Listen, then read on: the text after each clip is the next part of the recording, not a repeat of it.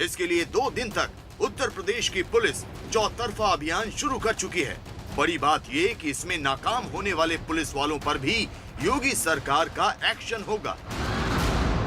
हमारी उनसे अपील ये है कि वो स्वयं आ जाएं, अदरवाइज हमको सूचना प्राप्त होगी तो फिर बात ये होगी कि छुपाने की बात आएगी। छुपाने की बात आएगी तो फिर एक्शनेबल होगी, फिर जो लीगल एक्शन संभव होगा उसमें वो किया जाएगा।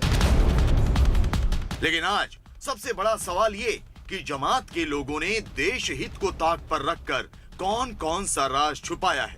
आज इसी खुलासे पर होगी देश की सबसे बड़ी बहस। तबलीगी जमात के कितने राज।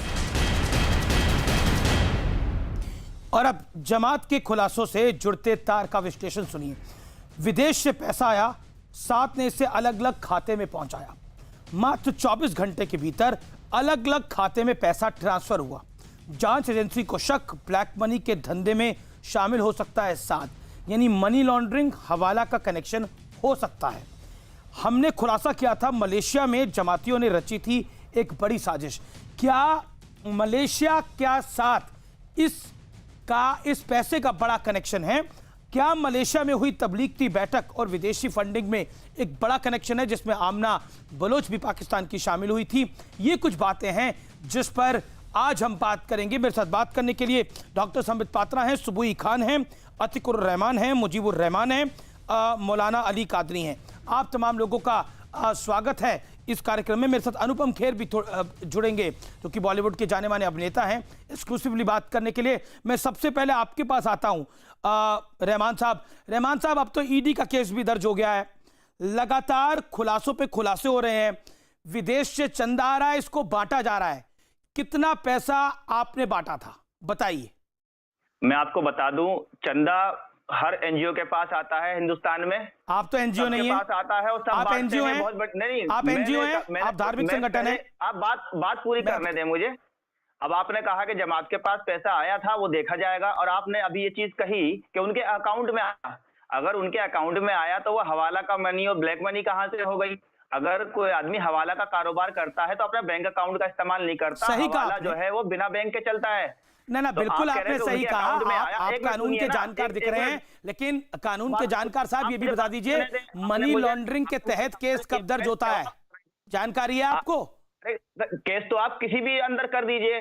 ये तो पीएमएलए का केस किसी पर हो जाएगा, आप पर तो नहीं हुआ? आप पर हुआ है पीएमएलए का केस?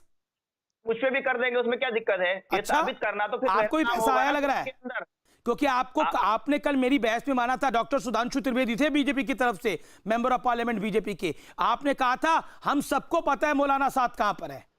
आपको यह भी पता होगा ये पैसा कहां पर जा रहा था, तो बताइए कहां जा रहा था। आप खुद मान रहे हैं कि आप पर केस दर्ज होना चाहिए। आपको अभी बता दूं, मैंने बताइए आपने पैसा कहां बांटा था? मैं आपके ऊपर दर्ज कर दूं। नहीं, आप मेरे पे नहीं दर्ज कर सकते ना, क्योंकि मैंने आप जैसे काम ही नहीं करे। मेरी बात को नहीं, वो तो साबित बाद में होगा ना आपने क्या काम करे। आप मुझे बताइए पैसा कहां पहुंचाया, फिर पत्थर कहां पहुंचाया आप लोगों ने? आपने कबूल कर लिया कि मैंने वैसे काम नहीं किए। एक सेकंड ना, ये गुनाह कबूल करने, इत्मीनान से मैं आपको पूरा मौका देता हूं। एक सेकंड मैं आपको पूरा मौका देता हूं अपनी बात को रखने का। मैं आपसे बड़ा साफगोई से सवाल पूछ रहा हूं। आप मुझे बताइए कितना पैसा आया, आपने कितना बांटा था?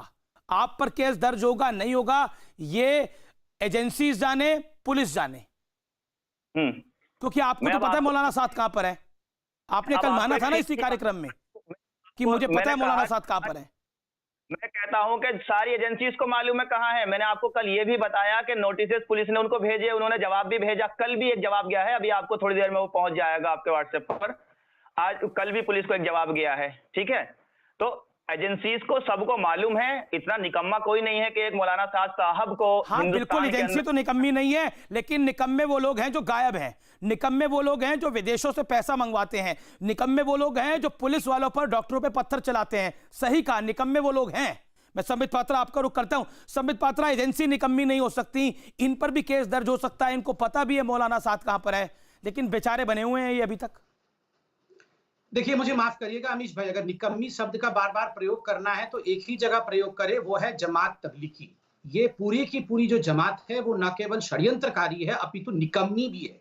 षड्यंत्र करके पूरे हिंदुस्तान में 60, 70, 80, 90% कोरोना, आज तमिलनाडु में मालूम पड़ा है कि 90% केसेस जो कोरोना के हैं वो इसी तबलीगी जमात के कारण है। आपकी वजह से है संबित पात्रा जी। जरा इनको शांत कर दीजिए। यहाँ पत्थरबाजी, यहाँ पर आपको कम से कम पत्थरबाजी ना करें। मुरादाबाद में तो कर दिया, टोंक में कर दिया, आप डिबेट में पत्थरबाजी करेंगे क्या?